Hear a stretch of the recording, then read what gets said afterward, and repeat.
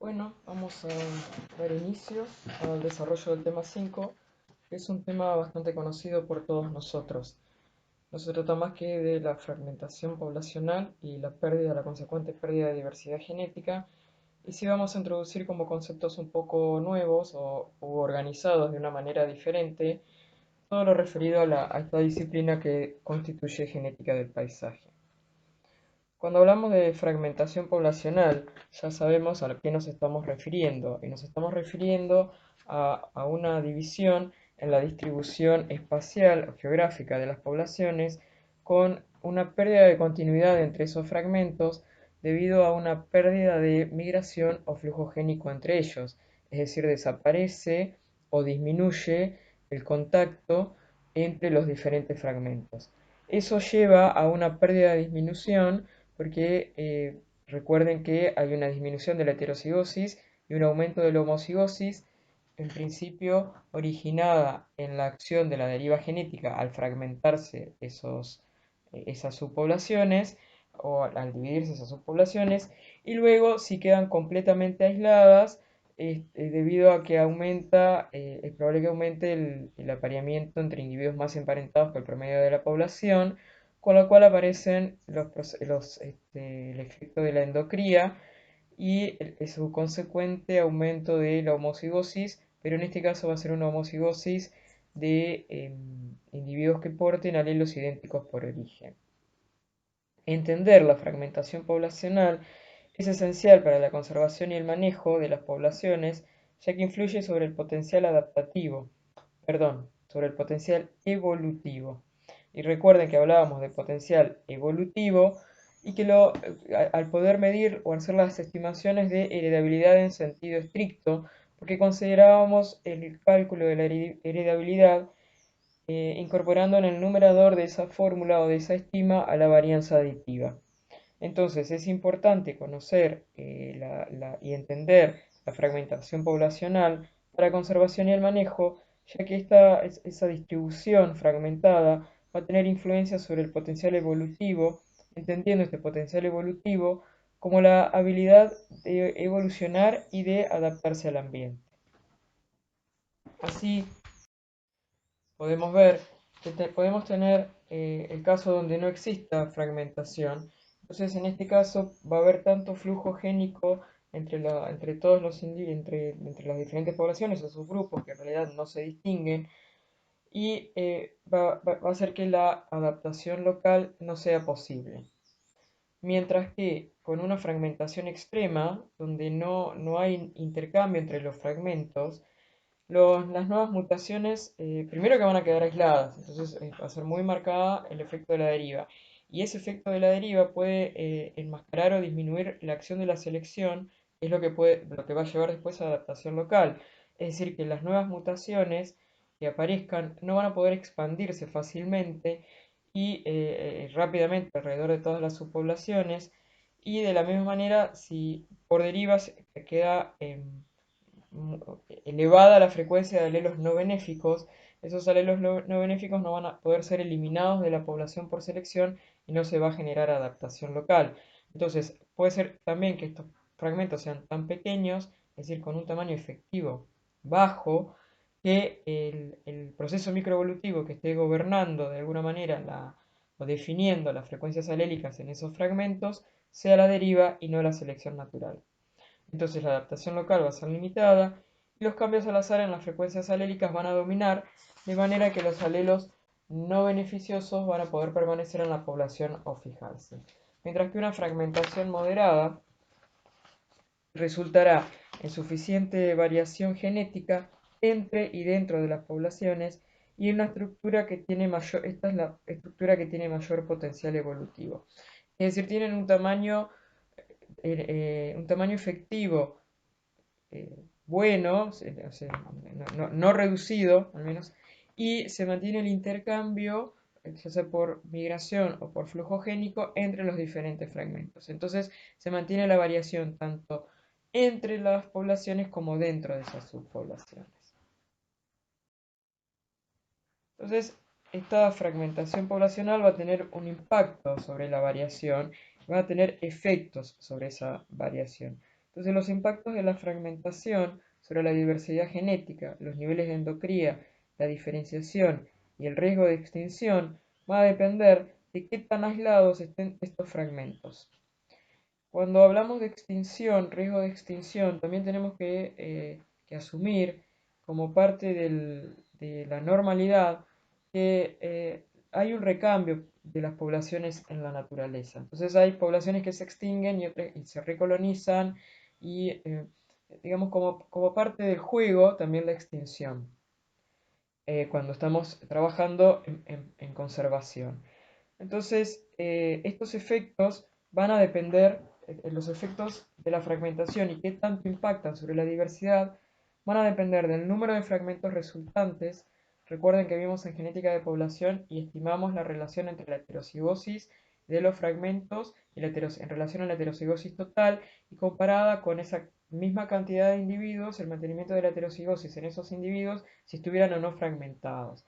Recuerden que la disminución de la heterocigosis va a ser menor si tenemos 1000 individuos fragmentados en, 5 poblaciones de 200, que si la tenemos fragmentados en 10 poblaciones de 100 individuos.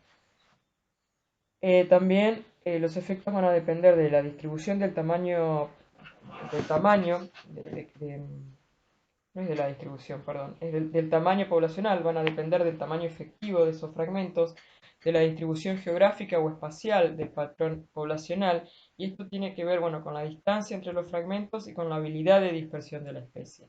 Es decir, qué tan el patrón o la matriz de dispersión de esos fragmentos en el espacio va a, de alguna manera también va a determinar qué pasa y, eh, digamos, qué pasa si se mantienen o no conectados esos fragmentos también va a depender de la habilidad de dispersión de la especie y de la distancia. No es lo mismo una distancia de metros para un escarabajo que una distancia de metros para un, un reptil, ¿no? Y bueno, tampoco para el tipo eh, de distribución de polen, ¿no? O la dispersión de semilla. Y, como siempre me olvido de alguno, todavía tenemos la tasa de migración de flujo génico entre los fragmentos, de la matriz ambiental entre los fragmentos y el impacto sobre la dispersión, y del tiempo desde la fragmentación. Recuerden que si a más tiempo desde la fragmentación queda interrumpido el flujo génico, es mayor la disminución de la heterocigosis en relación a la homocigosis, y cuanto más tiempo transcurre, ese aumento de la homocigosis va a estar eh, fundamentada no solo en la deriva original, sino también en los efectos de la endocría. Entonces, a mayor tiempo que ocurre desde la fragmentación, es decir, a mayor tiempo de aislamiento de las poblaciones, será mayor también el aumento de la autocigosis.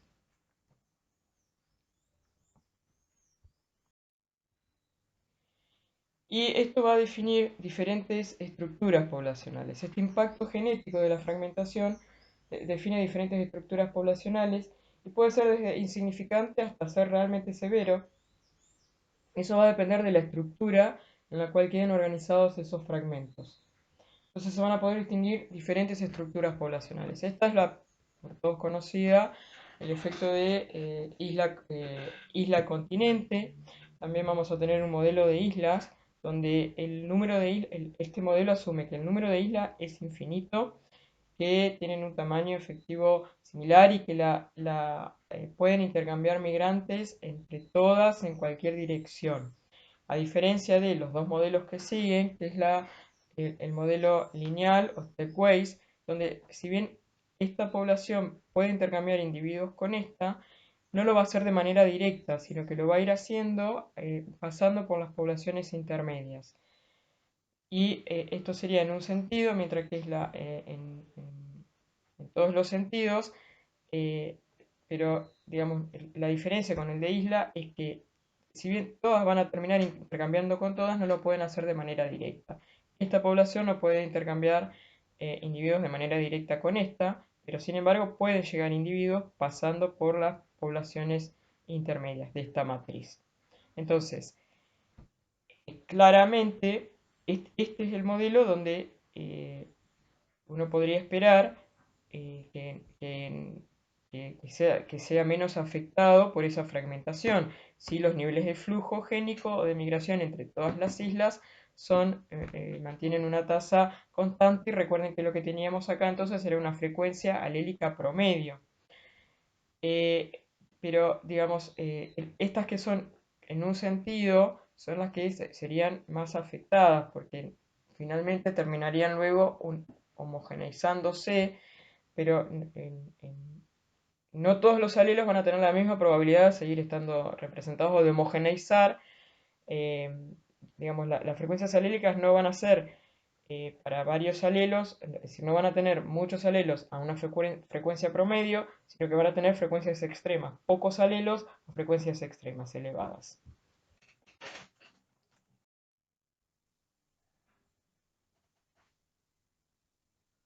Bueno, como consecuencia de esa fragmentación sostenida en el tiempo, podemos observar una pérdida de variación por una disminución de la heterocigosis, ahora también como producto de la endocría. Y sabemos que la consecuencia de la endocría, entendiéndola siempre como el apareamiento entre individuos más emparentados que el promedio de la población, es la depresión por endocría, es decir, una disminución en la eficacia de las progenies endocriadas en relación a la progenie no endocriada. Digamos, una disminución en la eficacia biológica, y esa depresión por endocría, la depresión puede ser, esa disminución, digamos, en el valor de la eficacia biológica, puede ser tanto por endocría como por exocría. Claramente, si las poblaciones amenazadas son pequeñas y endocriadas, se debe tener que tener algunas consideraciones cuando está manejando o tomando decisiones de conservación para que contrarresten la disminución de la eficacia biológica en las poblaciones remanentes. Entonces, hay dos maneras de restaurar ese vigor poblacional ocasionado por endocría. Uno es mediante la eliminación de los alelos no beneficiosos a través de la selección natural o no natural, si son manejadas. Y la otra manera de contrarrestar los efectos de la endocría y evitar la depresión por endocría es originar poblaciones mediante el cruzamiento de individuos de poblaciones diferentes. Y en este caso lo que habrá que hacer es evitar la depresión por exocría. Eliminar de la población por selección, digamos, eliminar de la población los alelos no beneficiosos mediante selección, va a ser efectivo si la depresión por endocría se origina por la expresión de los alelos deleterios recesivos o parcialmente deleterios, o recesivos parcialmente deleterios. Entonces, si va a ser efectiva, bueno, solo si esa es la causa, digamos, de la depresión por endocría. Eh, entonces, sin embargo, debido a que esta eliminación requiere endocría estrecha, es probable que los alelos parcialmente deleterios van a ser fijados durante el proceso de eliminación por selección debido a un aumento en el rol de la deriva en relación al de la selección, llevando a una reducción total de la eficacia biológica poblacional. Un método alternativo para restaurar estos niveles, restaurar la eficacia biológica o evitar la pérdida de la eficacia, es hacer cruzamientos interpoblacionales. Sin embargo, esto puede llevar a depresión por exocría, perdón, es decir, a la pérdida de esa eficacia biológica, que puede resultar desde la cruza de individuos desde poblaciones genéticamente distantes. Se conocen muchos caracteres que presentan depresión por endocría o por exocría, es decir, caracteres que disminuyen sus valores resultado del cruzamiento, ya sea de individuos más emparentados o de individuos eh, genéticamente muy diferentes y muy diferenciados. Entonces, en general son todos caracteres de herencia cuantitativa, paligénicos, y que están claramente asociados con la persistencia y la supervivencia de las poblaciones, como ser la producción de semillas, la tasa y el vigor de germinación, la supervivencia a estados juveniles, el crecimiento, el alcanzar los estadios juveniles, ya lo dije, no solo digamos, de sobrevivir a ese estadio. El número de hijos de la progenie, la producción de frutos y polen, los caracteres fisiológicos, además producción de esperma, postura de huevos y la supervivencia a largo tiempo. La supervivencia a largo tiempo lo que está viendo es el que alcancen la madurez sexual y la capacidad de dejar descendencia. Entonces la eficacia biológica individual es medida siempre por la cantidad y la calidad de la progenie. Y el ambiente en el cual se examina la depresión por endocría puede influir en la magnitud de su detección, no solo en la magnitud de la detección, sino también en la magnitud de la expresión de esa depresión por endocría. Entonces, cuando uno la quiere medir o la quiere cuantificar, tiene que hacerlo siempre en condiciones naturales, ya sea para poblaciones animales como para poblaciones de plantas. Si el objetivo es el mantenimiento de esas poblaciones, eh, tiene que ser analizado en condiciones naturales. Entonces, podemos tener diferentes grados de endocría, o más que grados, digamos, podemos tener diferentes niveles de reducción de la heterocigosis, dependiendo del modo, digamos, dependiendo del apareamiento entre parientes que se haya ocasionado. Podemos tener medio hermanos, hermanos completos y la autofecundación completa, es la autogamia. O sea, la autogamia completa sería. Entonces es autofecundación. Esta progenie, el 100% de la progenie es producto de la autofecundación. Y los procesos de autogamia, esta disminución, eh, más que los procesos de autogamia, vamos otra vez, esta disminución de heterocigosis por endocría y la aparición de depresión por endocría se da tanto en poblaciones vegetales como en animales, como por ejemplo el caso que se ha medido, digamos, endocría en Camecrista fasciculata, impatiens, el taco de reina, impatiens, no me va a salir, em, bueno, también en ardillas y en gorriones. ¿eh? Em, Así que bueno, tenemos, digamos, en todas las especies y tenemos ejemplos bien medidos y bien analizados.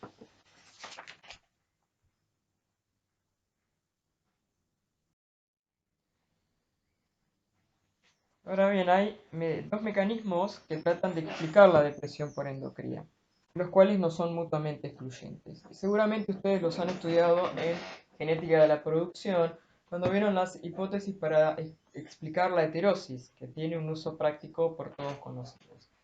Entonces, estos dos modelos que tratan de explicar la depresión por endocría y que no son mutuamente excluyentes, no son más que el modelo de dominancia y el otro es el modelo de la sobredominancia o la ventaja del heterocigoto. Bajo la hipótesis de la dominancia, se dice que la pérdida de la eficacia biológica se debe al aumento de los alelos deleterios o parcialmente deleterios como resultado de la acumulación de los homocigotas. Mientras que la hipótesis de la sobredominancia o ventaja de la heterocigota asume que la heterocigosis es ventajosa en sí misma y que la depresión por endocría resulta en una ruptura de esta ventaja cuando declinan los heterocigotas. Entonces, la base genética de la depresión por endocría va a afectar la habilidad de eliminar esos alelos deleterios de la población mediante selección. En la hipótesis de dominancia, se predice que la cantidad de depresión por endocría va a disminuir a medida que aumente la autofecundación en presencia de selección. Esto ocurre porque la endocría aumenta la homocigosis y la eficiencia de la selección en remover los alelos recesivos desde la población. Mientras que es de esperar que esta eliminación de los alelos no beneficiosos para la población va a ser más difícil si estuviera ocurriendo sobredominancia, ya que el genotipo heterocigota se sigue manteniendo en la población, con lo cual los alelos deleterios se siguen manteniendo en la población y siempre en cada nueva generación de autofecundación va a haber un porcentaje del 25% de homocigotas recesivos. Entonces, la hipótesis de sobredominancia predice que la cantidad de depresión por endocría va a aumentar con el aumento de la autofecundación, a menos que la selección sobre la viabilidad contra el homocigota sea asimétrica. Y veamos ahora desde el punto de vista de la exocría, qué pasa con la depresión por exocría. Y se puede definir la depresión como exocría como el fenómeno en el cual la progenie exocriada tiene una menor eficacia biológica que sus progenitores. Y este término se usa, el término de depresión por exocría, se usa para reflejar la pérdida de eficacia biológica seguida a la cruza entre individuos de una misma población, claramente individuos de una misma población no emparentados, entre individuos de poblaciones cercanas o distantes y el producto de hibridación interespecífica. La depresión por exocría puede reflejar complejas interacciones entre los procesos ecológicos, evolutivos y genéticos, y la naturaleza de estos procesos puede cambiar con la escala de cruzamiento entre los padres. Esto está bastante claro, ¿no? Y sobre todo los procesos evolutivos cuando los cruzamientos son interespecíficos. Entender las causas puede ayudar a entender el fenómeno de la depresión por exocría.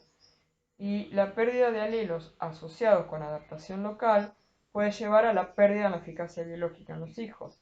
Entonces, por ejemplo, si cada población progenitora representa un ecotipo, es decir, que hay adaptación local, y esa adaptación local viene dada por una combinación específica de alelos en determinados loci que están involucrados en la eficacia biológica, entonces, si se cruzan, esos híbridos van a recibir, digamos, el 50% de cada progenitor. Y esos híbridos pueden tener una menor eficacia biológica porque que los padres, que lo que tienen los padres en sus ambientes, porque hay una disrupción de esos complejos génicos adaptados. Entonces, si cada población progenitora representa un ecotipo con determinados alelos en los loci que confieren adaptación local, sus hijos van a recibir un 50% de cada progenitor, con lo cual los híbridos pueden tener menos eficacia biológica que sus padres en sus ambientes. Además, los híbridos pueden mostrar una disminución de los complejos génicos adaptados. Entonces, la coadaptación genética puede estar reflejando complejos epistáticos, de manera que la ventaja selectiva de un determinado alelo depende de los alelos presentes en otros loci.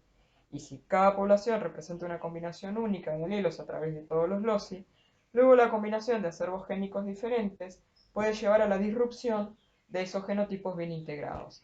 Entonces pueden perderse esas asociaciones génicas que eran las responsables de la adaptación local que tenían esos ecotipos en sus diferentes ambientes originales. Veamos entonces ahora sí un caso de estudio donde se ha evaluado de manera simultánea tanto la depresión por endocría como la depresión por exocría. Y lo vamos a ver en Kamekrista fasciculata, que fue uno de los ejemplos que vimos hoy. En este caso, bueno, vamos a contar un poco más de la especie. Es una leguminosa alógama que se distribuye en el este de los Estados Unidos y crece en pequeños parches o subpoblaciones de alrededor de 5 metros de radio, donde tiene una alta densidad poblacional. En general hay más de 100 individuos en cada uno de esos parches, con lo cual aumenta la probabilidad de cruzas entre individuos emparentados.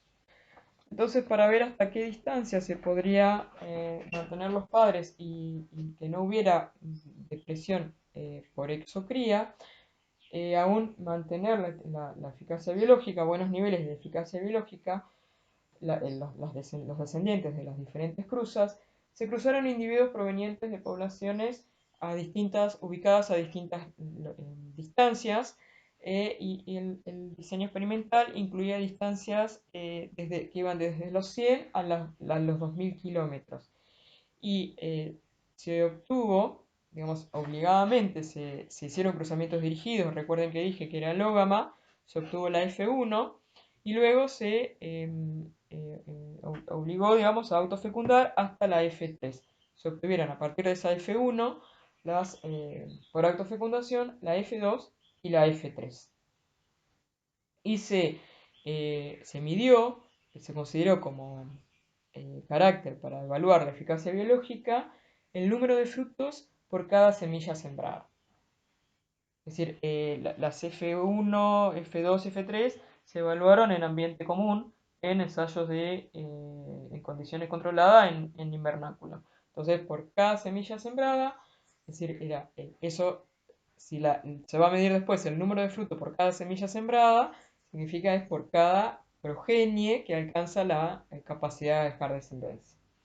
Entonces, todas las F1 mostraron heterosis más que eficacia. No solo mantuvieron la eficacia biológica, sino que la aumentaron.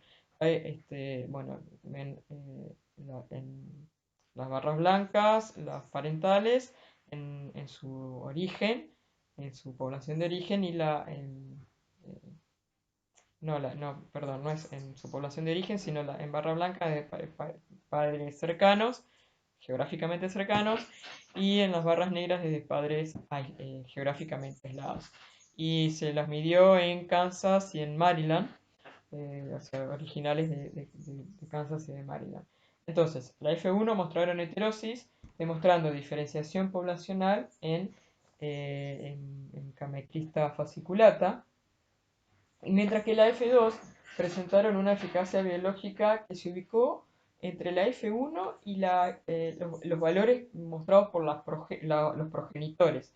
Entonces esto, si bien mostró manifestación de heterosis, porque bueno, al menos se mantuvo esa eficacia biológica, pero no mostró una coadaptación, porque se empezó a perder, porque están segregando, ¿no? Está aumentando la homocigosis.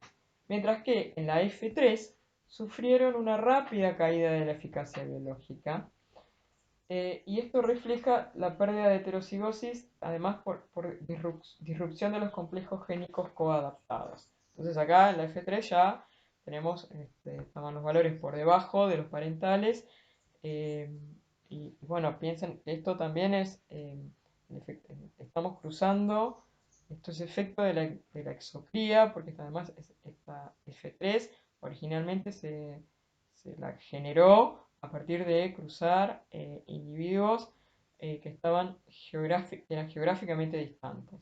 Pueden estar hasta 2000 kilómetros de distancia las poblaciones de las cuales se originaron los cruzamientos. Se eligieron los individuos y se originaron los cruzamientos. Entonces, la performance de la F3 a menudo fue similar a la de los progenitores, sugiriendo entonces que la eficacia biológica o la heterosis en este caso, la manifestación de heterosis va más allá de la pérdida de complejos génicos coadaptados, excepto para cruzamientos de progenitores separados por grandes distancias, ya que cruzas iguales o mayores a 1000 kilómetros, las F3 pudieron tener una eficacia menor a la de los padres, mostrando depresión por exotría. Era eso que conté unos segundos antes. Pero luego de analizar estos efectos y este fenómeno tan particular como es la depresión por endocría y exocría, y que explica sobre todo el aumento de la homocigosis o la pérdida de heterocigosis por endocría, es uno de los mayores peligros potenciales a los cuales se ven sometidas las poblaciones cuando disminuyen su tamaño y sobre todo cuando disminuyen fundamentalmente el tamaño efectivo.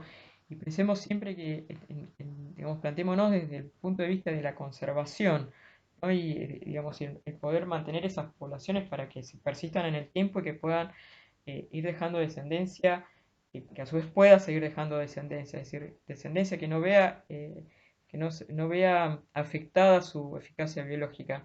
Entonces, pensemos siempre en términos de conservación, que siempre vamos a estar trabajando con poblaciones de tamaño efectivo reducido, porque están amenazadas o en riesgo. Si por algún motivo tenemos que tomar medidas tendientes a la conservación de esas poblaciones. Y en general es que presentan una reducción en el número de individuos de esas poblaciones. Por eso es tan importante que nos detengamos y que analicemos la depresión por endocría. Pero analicemos ahora otra estructura poblacional, producto de la fragmentación de las poblaciones que es particular. Y nosotros ya vimos algo en el curso de genética de poblaciones, y esta estructura poblacional particular no es otra más que las metapoblaciones. Entonces, la definición general de metapoblación es que corresponde a un grupo de poblaciones locales que están conectadas mediante migración o flujo génico, es decir, que están conectadas, que no pierden el intercambio de individuos entre ellos, pero que además este modelo incorpora una mirada más realista, es decir, incorporando diferencias en los tamaños de las poblaciones locales y en una tasa diferencial de intercambio entre las poblaciones, así como una tasa diferencial de extinción y recolonización. Entonces, este es el modelo de metapoblación, es el modelo más realista para el estudio de especies que están distribuidas a lo largo de diferentes poblaciones, ¿no? Y entonces, nosotros, asumiendo este modelo, vamos a tener, vamos, bueno, poblaciones, las que están en negro, son las poblaciones que mantienen un buen intercambio, que tienen un buen tamaño efectivo y que mantienen un buen intercambio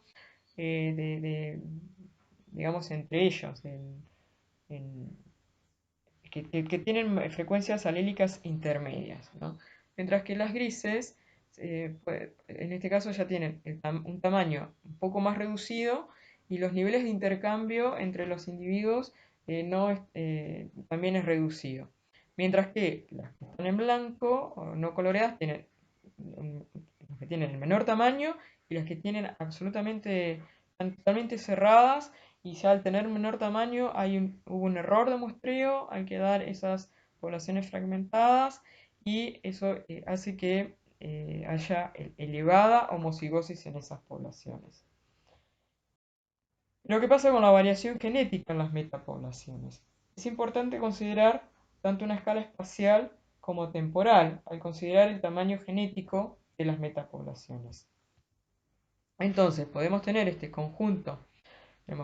En el área de distribución de la especie tenemos un conjunto de tres metapoblaciones, donde cada uno de estos es una población, donde adentro de cada metapoblación hay un buen intercambio alélico, ya sea por migración o por flujo génico, y a su vez hay cierto intercambio entre las diferentes poblaciones. Sin embargo, puede ocurrir que no todas las metapoblaciones se intercambien entre sí, como es el caso de estas dos metapoblaciones más grandes, que si bien no intercambian de manera directa, los individuos o alelos mediante flujo génico pueden hacerlo, pero la tasa siempre va a ser menor a través de esta metapoblación intermedia.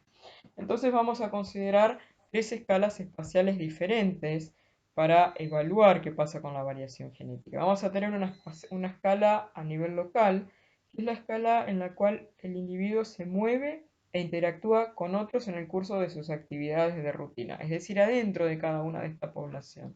Es donde pasa la vida cotidiana, digamos, el individuo. Una escala metapoblacional, que es una escala menos frecuente y es en la cual los individuos se mueven de una población local a otra, pero en general lo hacen a través de un ambiente que no sería el propicio, o sea, el ambiente entre cada una de las poblaciones dentro de una metapoblación es menos propicio que el ambiente adentro de cada población en una metapoblación.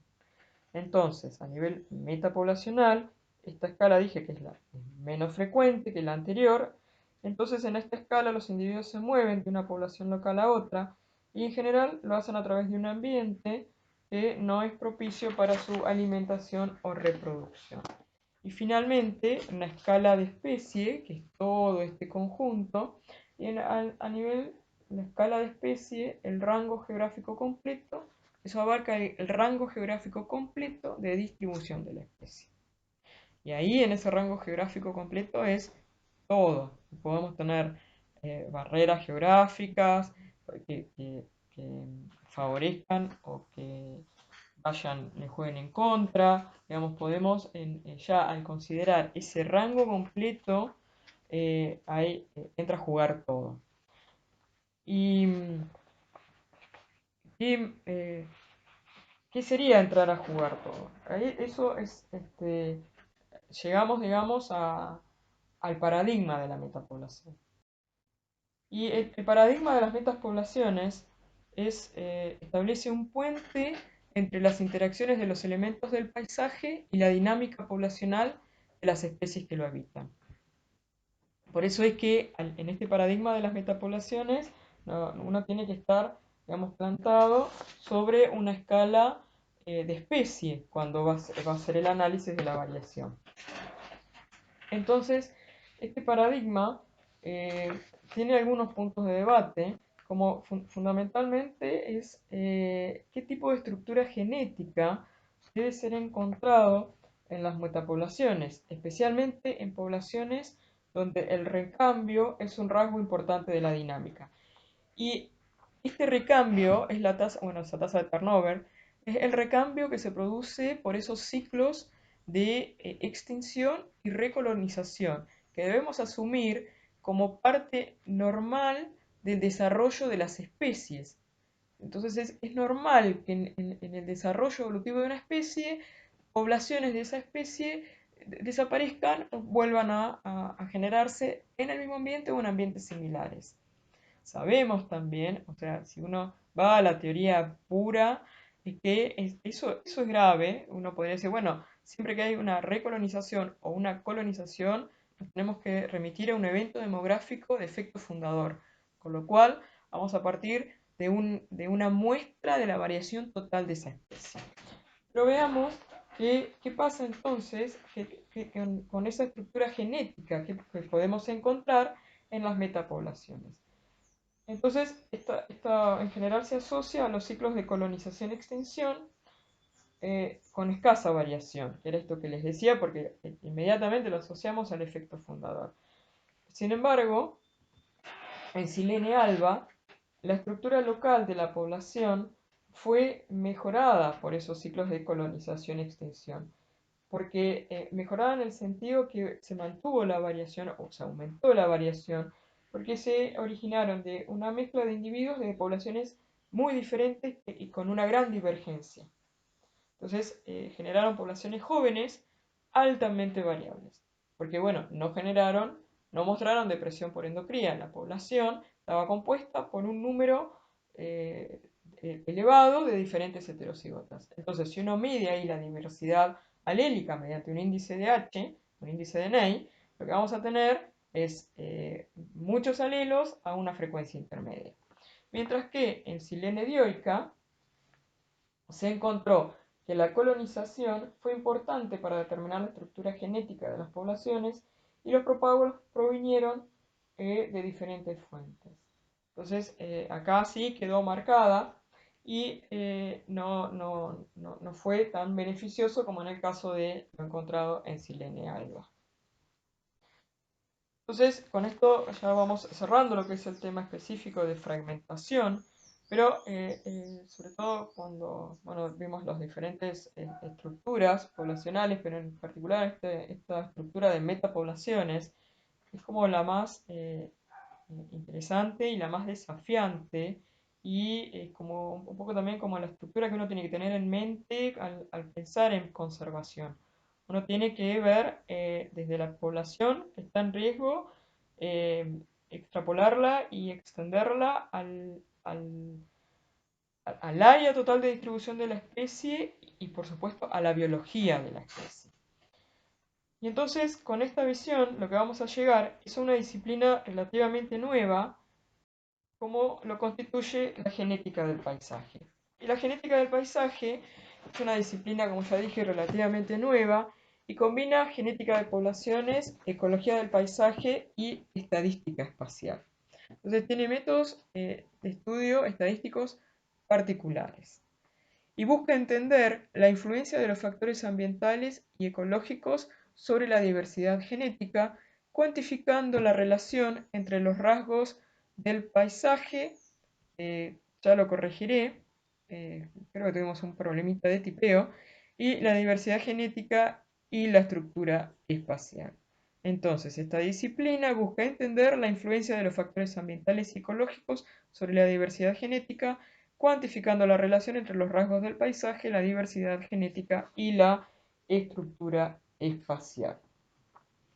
Esta aproximación integrada permite entonces poder determinar el impacto de la composición del paisaje, la configuración y la calidad de la matriz ambiental sobre la distribución espacial de la variación neutral y adaptativa, y permite entonces el estudio de los procesos microevolutivos asociados a través de las poblaciones naturales.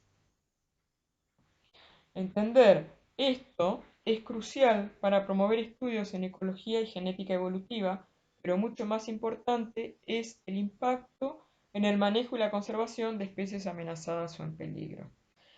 Vuelvo a lo que les decía cuando cerrábamos un poco el tema de metapoblaciones, es decir, uno tiene que localizarse mirar desde la población el contexto y buscar un patrón desde ese contexto que ayude en la toma de decisión para la conservación de esa población, que redunda en la conservación de eh, de la especie.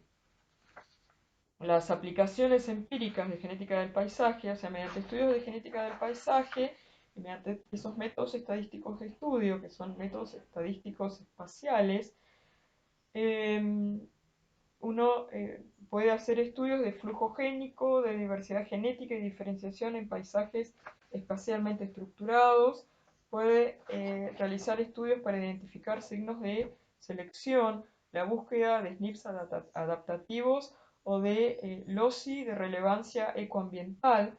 Recuerden que vimos también en genética de poblaciones los test de neutralidad y veíamos que, bueno, si uno rechazaba o consideraba que no existía neutralidad, uno lo que estaba era aceptando que esos loci estaban bajo la acción de la selección, con lo cual eso lleva a poder encontrar respuestas y a buscar signos de adaptación en esos loci y a poder hacer análisis de las poblaciones en este caso, así como estudiamos aislamiento por distancia y estudiamos procesos de deriva, podemos estudiar aislamiento por adaptación, estudiando estos loci o identificando estos signos de selección en regiones determinadas del genoma.